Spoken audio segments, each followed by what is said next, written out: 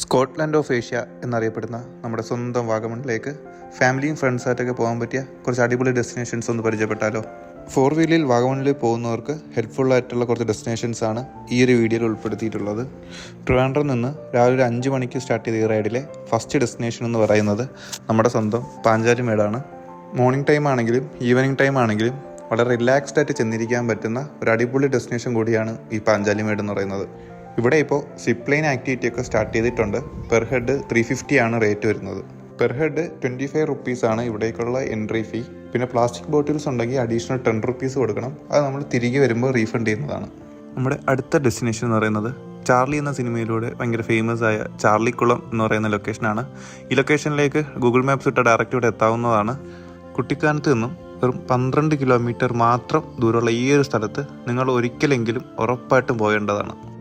ചുറ്റും ടീ പ്ലാന്റേഷൻസും ആ കുളവും ആ പോകുന്ന വഴിയും എല്ലാം കാണാൻ വളരെ ബ്യൂട്ടിഫുള്ളാണ്. മാത്രമല്ല ഈ സ്ഥലം അത്യാവശ്യം നല്ല രീതിയിൽ നല്ല നീറ്റായിട്ട് തന്നെ മെയിൻറ്റെയിൻ ചെയ്യുന്നുണ്ട്. അപ്പോൾ നമ്മൾ പോകുമ്പോഴും അതേ നീറ്റ്നെസ് അവിടെ മെയിൻറ്റെയിൻ ചെയ്യാൻ ശ്രമിക്കുക. ഇവിടെ നിന്നുകൊണ്ട് വാഗമണിലേക്കുള്ള മാപ്പ് ഇട്ട് കഴിഞ്ഞാൽ ഏലപ്പാറയിൽ എത്താനുള്ള ഒരു ഷോർട്ട് കട്ട് റൂട്ട് നമുക്ക് അവൈലബിൾ ആവുന്നതാണ്. അത്യാവശ്യം കുഴപ്പമില്ലാത്ത റോഡാണെന്ന് മാത്രമേ പറയാൻ സാധിക്കുകയുള്ളൂ. ഇവിടെ നിന്ന് ലഞ്ചും കഴിച്ച് ഞാൻ നേരെ പോയത് വാഗമണിലെ ടീ ലേക്ക് ബോട്ടിംഗ് എന്ന് പറയുന്ന വാഗമണിൻ്റെ മെയിൻ അട്രാക്ഷൻസിൽ ഒന്നായ ഒരു സ്ഥലത്തേക്കാണ്. ഇവിടെയുള്ള ഈ ഒരു പാലത്തിലോട്ടുള്ള റേറ്റ് 60 റുപ്പീസാണ്. പെഡൽ ബോട്ടാണ് ചൂസ് ചെയ്യുന്നതെങ്കിൽ 200 റുപ്പീസാണ്. ബോട്ട് ചൂസ് ചെയ്ത് കഴിഞ്ഞാൽ പാലത്തിലേക്കുള്ള എൻട്രി ഫ്രീ ആണ്. പിന്നെ 4-5 പേർക്ക് പോകാനുള്ള ബോട്ട് ഓപ്ഷനും ഇവിടെ അവൈലബിൾ ആണ്. ഇനി എൻ്റെ അടുത്ത നെക്സ്റ്റ് ഡെസ്റ്റിനേഷൻ എന്ന് പറയുന്നത് എൻ്റെ ഫേവറേറ്റ് ലിസ്റ്റിലുള്ള വാഗമണിൽ എപ്പോൾ വന്നാലും ഉറപ്പായിട്ടും പോകുന്ന പുള്ളിക്കാനം തന്നെയാണ്. പക്ഷേ ഇത്തവണ പുള്ളിക്കാനം പ്രതീക്ഷിച്ചതുപോലെയുള്ള ഒരു വെതറൊന്നും കിട്ടിയിട്ടുണ്ടായിരുന്നില്ല. പക്ഷേ ഈ റൂട്ട് എനിക്ക് ഭയങ്കര ഫേവറേറ്റ് ആയതുകൊണ്ട് തന്നെ ഞാൻ ഇന്നത്തെ ദിവസം ഇതും കൂടെ കവർ ചെയ്ത് ഈ ഡേ വൈൻഡ് അപ്പ് ചെയ്യാണ് ചെയ്തത്. നെക്സ്റ്റ് ഡേ മോർണിംഗ് നേരെ ഇരാറ്റുപേട്ട വഴി വന്ന് ഇള്ളിക്കൽ കല്ലും കൂടെ കവർ ചെയ്ത് തിരികെ വീട്ടിൽ പോകാനുള്ളതാണ് ഇന്നത്തെ പ്ലാൻ.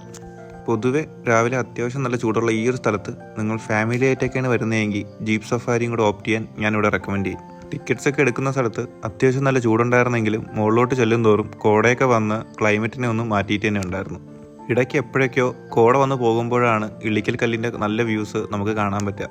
തിരിച്ചിറങ്ങാനും ജീപ്പ് ഓപ്ഷൻ തന്നെ അവൈലബിൾ ആണ്. അതുപോലെ ഇനി ഇവിടെ കാണാൻ പറ്റുന്ന മറ്റു 2 ഡെസ്റ്റിനേഷൻസ് എന്ന് പറയുന്നത് ഒന്ന് ഇലവിഴ പൂഞ്ചിറയും ഒന്ന് മാർമല വാട്ടർഫാൾസും ആണ്. പുറത്തെ ടെമ്പറേച്ചർ അത്യാവശ്യം നല്ല ചൂടുള്ളതിനാൽ ആ പ്ലാൻ ഞങ്ങൾ ഡ്രോപ്പ് ചെയ്ത് തിരിച്ച് വീട്ടിലേക്ക് പോയി. അപ്പോൾ ഈ റൈഡിൻ്റെ വിശേഷങ്ങൾ ഇത്രയൊക്കെയാണ്. അടുത്ത അടിപൊളി കുറച്ച് ബൈക്ക് റൈഡ്സ് ആയിട്ട് ഉടനെ വരുന്നതായിരിക്കും. Stay tuned.